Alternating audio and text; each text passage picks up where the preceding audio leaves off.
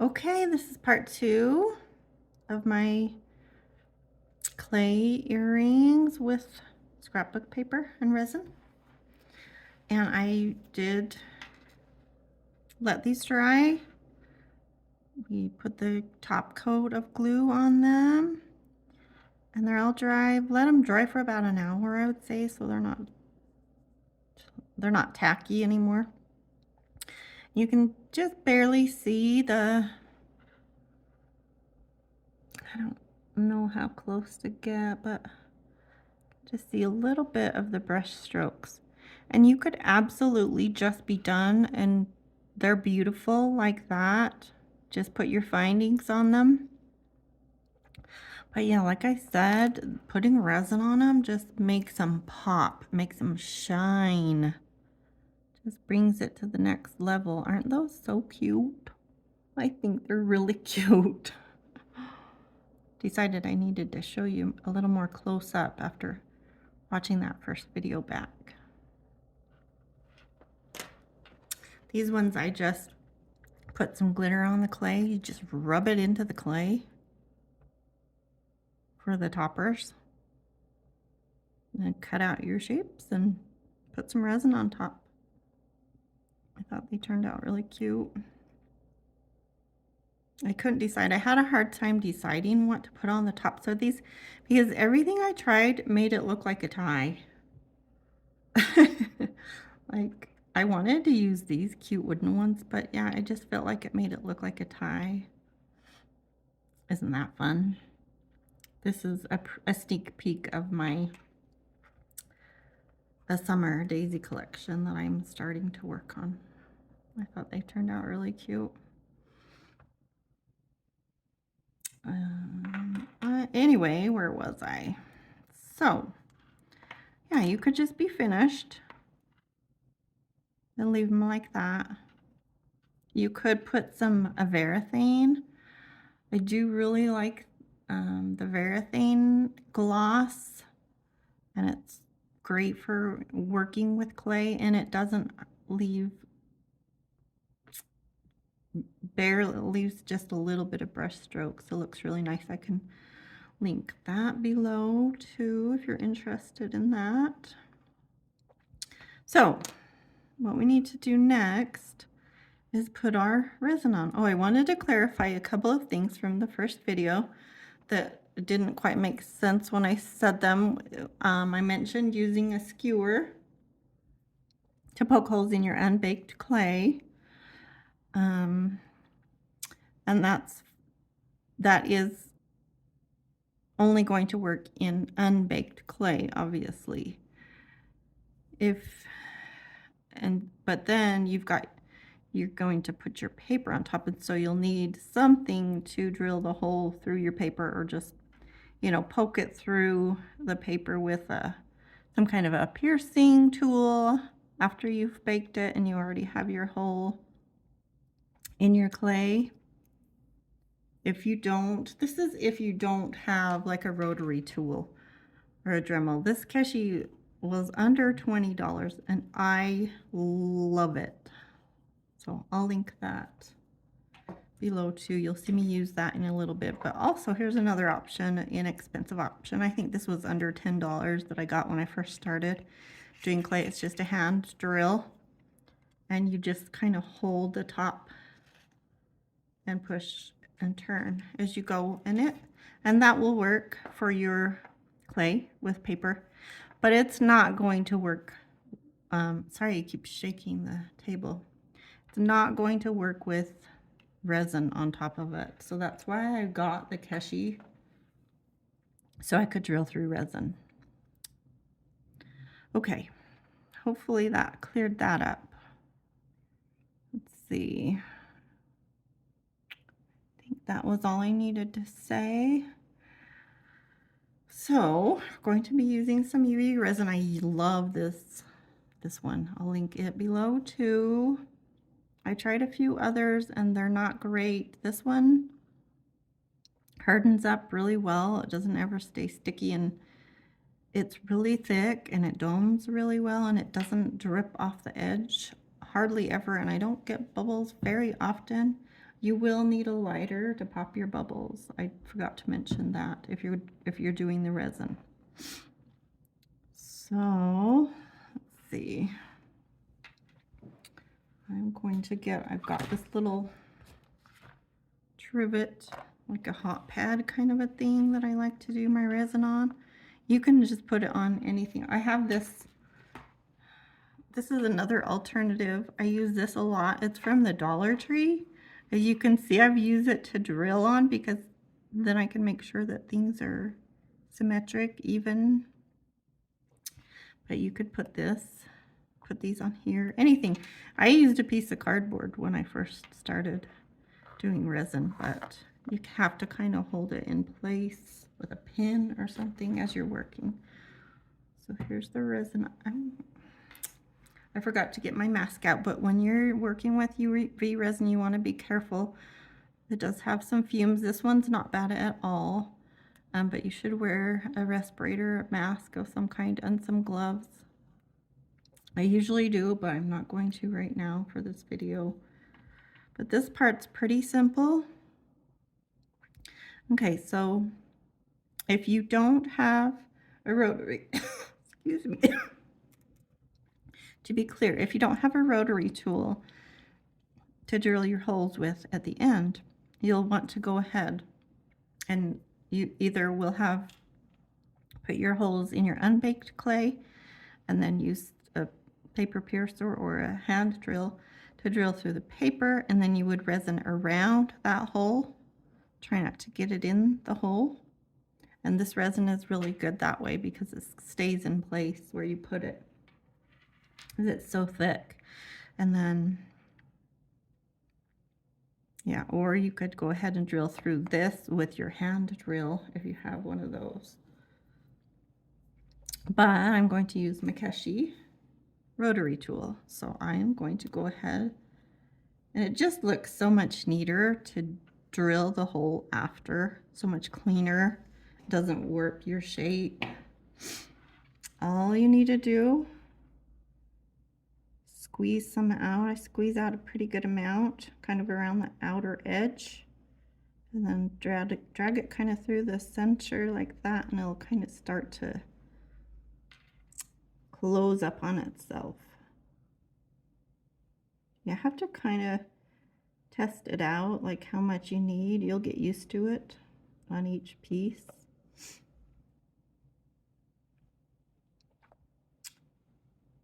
So I don't want it to overflow or anything. So that's a good amount. And I'm just going to use my brush, my little old brush from the dollar store. It can just be thrown away if I decide I want to. And I'm just going to do the same thing like I did the glue and dragging from the inside to the outside edge. And it'll kind of move back.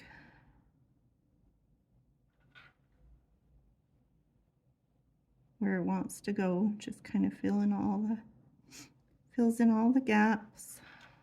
It's just as easy as that. And you'll see a few bubbles. You can try to pop them, but it doesn't usually work. But that's why you'll want a lighter. I might have got a little more than I needed, but it's better to have a little more because then it domes really well. If you don't get enough, you'll get a little bit of, like, not caving in, but the center might be a little lower than the sides sometimes. It doesn't look quite as good. So as long as it's not like spilling over the edge, you're pretty good. All right. It looks great. I think that's fun with the yellow, the bright colors. And then I'm just going to grab a wipe. I really can't even smell it without having a mask on. That's why I really like this resin. I'm just gonna wipe my brush off.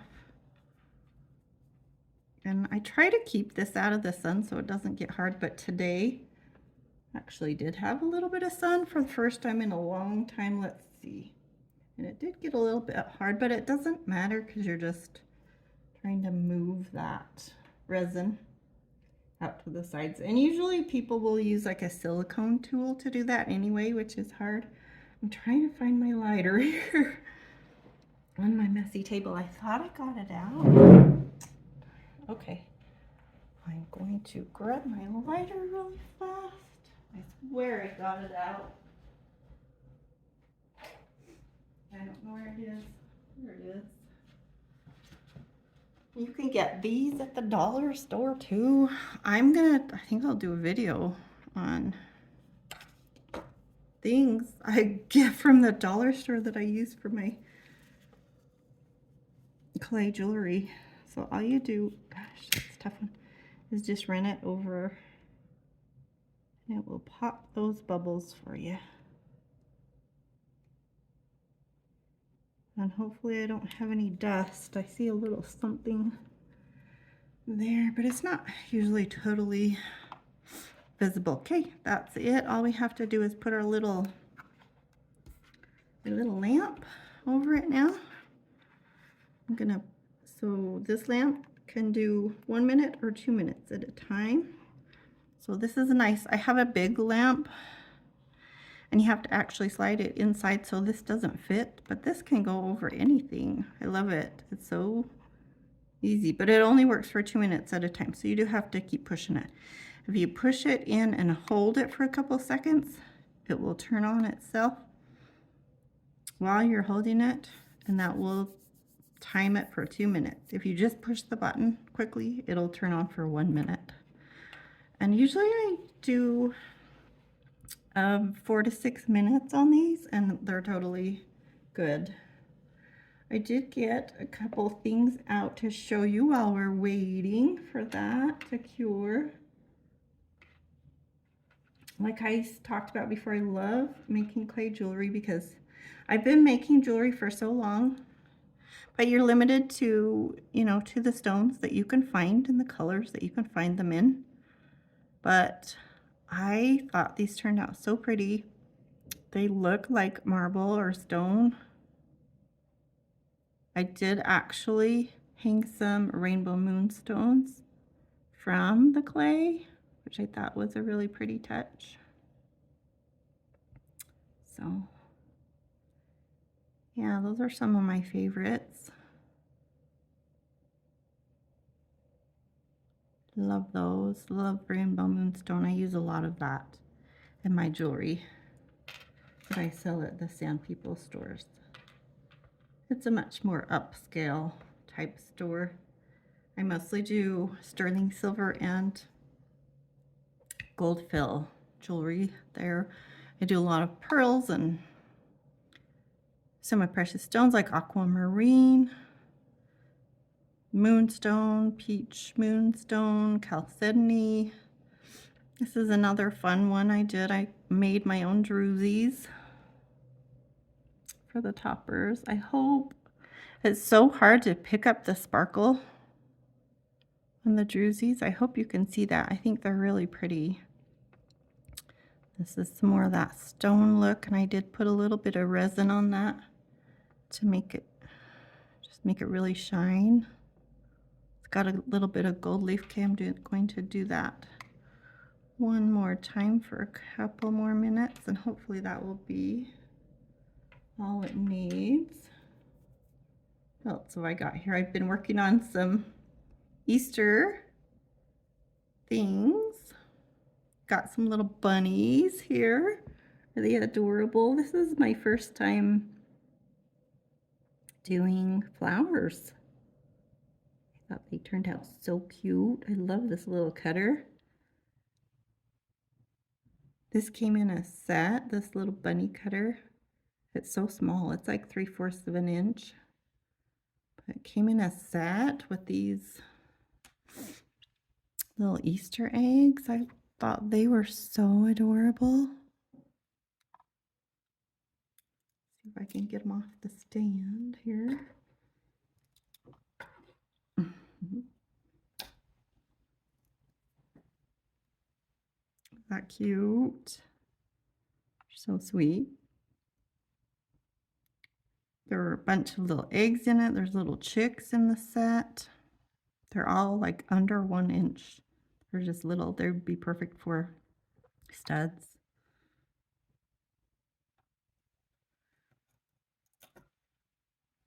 Doing some little leaves here, just simple,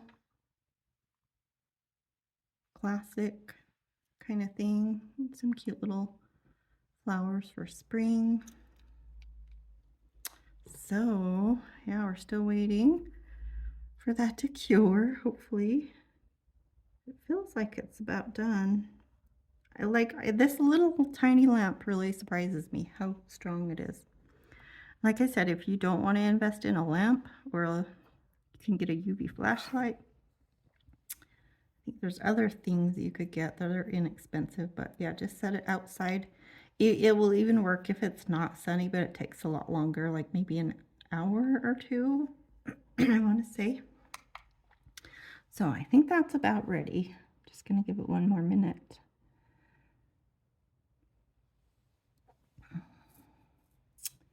Let's see, did I say everything I needed to say?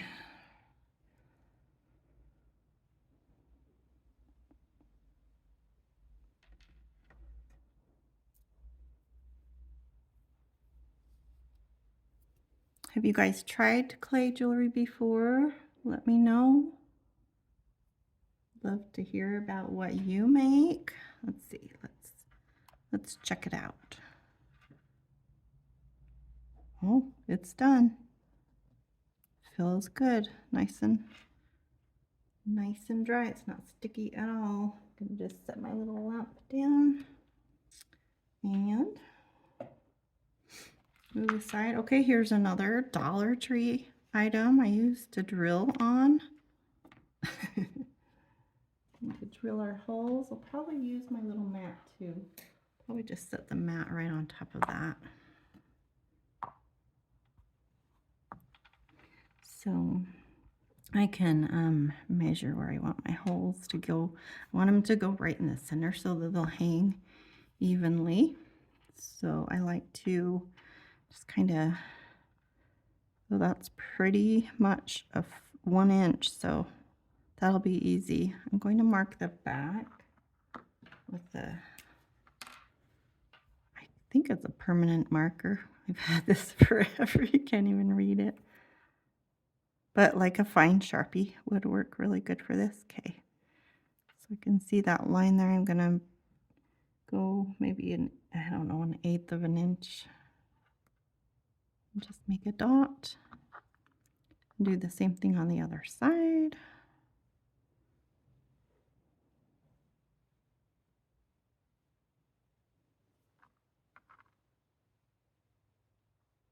Okay, make sure they look pretty even. This one looks a little lower than this one, so I'm gonna drag that down a little bit. I find that it really helps me to drill my holes if I have a little mark to guide me. Otherwise, they get kind of crazy. And like I said before, you can just use white clay for any, any paper, or maybe black if it's more of a darker clay, gray, something like that. And you can totally glue paper on the back too. I like to pick out my favorite spots on the paper for the fronts and then use the leftovers for the backs.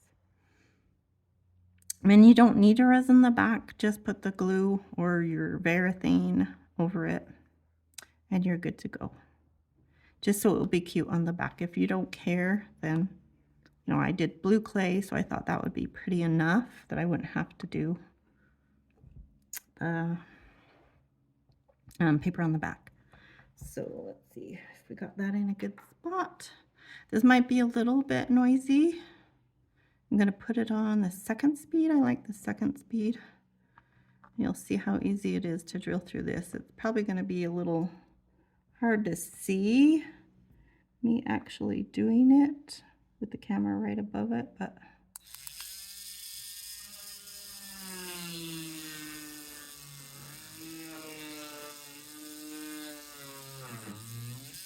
and we're through. I like to go through the front too. Make sure it's nice and smooth. That's it. I love, did I already say I love this tool?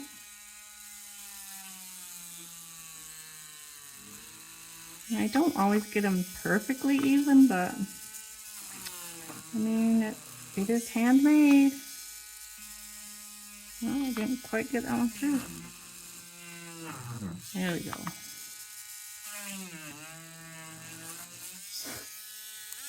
And that's it.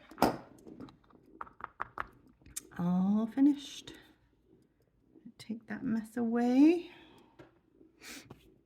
And now we just need to put our toppers on, our findings.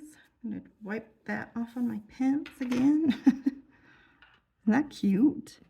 And I had these daisies. I had to use the daisies. So just to show you how versatile that is. I mean, you can do it this direction or this direction, whatever you like. So you need some pliers. Oh, I forgot to mention that. I got these at Harbor Freight for like $3, I want to say, $3 or $4. They are the best. What do they call these? Bent chain nose pliers, maybe? They are the best for opening and closing jump rings. So I'm going to show you the proper way to open and close a jump ring. This is a jump ring. It's just a ring that's not closed. It's not soldered closed. So you'll need 2 pairs of, you don't have to have a bent nose one. You can just use 2 of these. If you don't have 2 of, I should say these, 2 chain nose pliers. I like to use the smooth ones, the ones that are smooth on the inside so they don't mark up your jewelry. So you can use 2 of those. If you just have a round nose and a flat, then you can do that. It's not as easy. This makes it so much easier because it really grips onto that ring. So the best way is to, I don't know if you can see, the split is right there. So you want to hold it on either side and twist them apart from each other that way. You don't ever want to open your ring open this way because that will bend it out of shape and it won't be a circle anymore. Okay, then I'm going to take it through the back, my hole, and you might have to do a little, these are quite thick jump rings, so you might have to do a little wiggling back and forth to get it to go through there. Hopefully my hole is big enough on my daisy. I used a mold to make these daisies. I've gone ahead and put the post through this one so you don't have to watch me do it all. Then I'm going to put the fronts to the fronts. Okay, so when you open it up, it's going to look the way it's supposed to. Okay, so I'm going to take that open jump ring and wiggle that gently till it's where you can grab the other end, and you're going to twist it back together. Now in something like this, it doesn't matter if you've got a little space there, which I don't. I've been doing this for a long time. But if it was a thin piece of wire, you'd want to make sure that it was totally closed. So there we go. There's our earring. And then I'll do this one really quick. I was thinking I would try them on for you, but I don't want to have to move the camera again. If anybody knows how, have a Google Pixel 7. And I feel like there should be some way to, while you're filming, to, you know, pause it or flip it without actually moving your whole camera. I don't know. I spent forever today because I have a new phone and I have also a new stand. So I spent forever. Oh, this one's hard to get through. Just have to be patient and wiggle it around a little bit. I might move those a little closer together and try that. Let's see. This to be the bottom. Okay. Of course, this one's giving me trouble. Maybe I should go through the flower first. Sometimes it's just not as easy as you think it's going to be. Actually, make sure that hole's drilled good.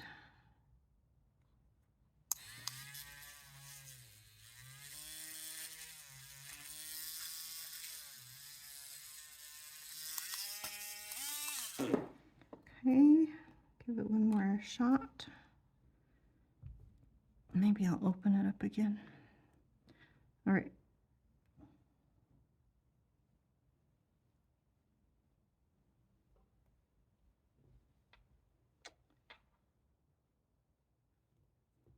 Gosh, this one is giving me so much trouble. And the clay is a little bit flexible. Just can't.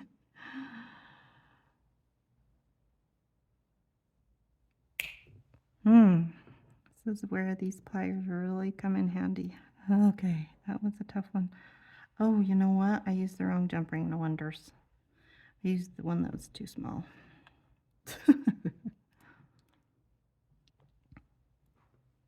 Yeah, I haven't been getting much sleep lately. So please excuse me. Okay, let's try that again. Hopefully you just fast forwarded through that. Okay, so you're going to twist them away from each other. I wish I had a scientific way of saying that. I'm going to put it through the back. That's much easier. There we go. This is an 8mm jump ring, by the way. It's pretty heavy. I would say it's probably a 20 gauge-ish, something like that. Okay, and then the smaller one was for the top. Just to hang the little post from. So grab a post.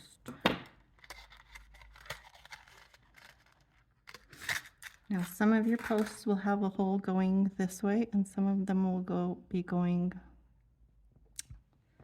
from the front to the back instead of side to side. So yeah, so you'll want to keep an eye on that, because for this one it works great, because then you just put a jump ring straight through like that, because that little hole you wouldn't be able to get on your flower. And that is finished. But if it's going side to side, you're going to have to add an extra, or the other direction, this way, front to back. You'd have to add another little ring, and then this ring would hang from it. And I don't like the way that looks when you have two rings. I mean, there's no rules, I guess. Do whatever you need to do, but anyway, that's it. Those are my spring earrings. So much fun. Thanks so much for watching. And please subscribe if you haven't already.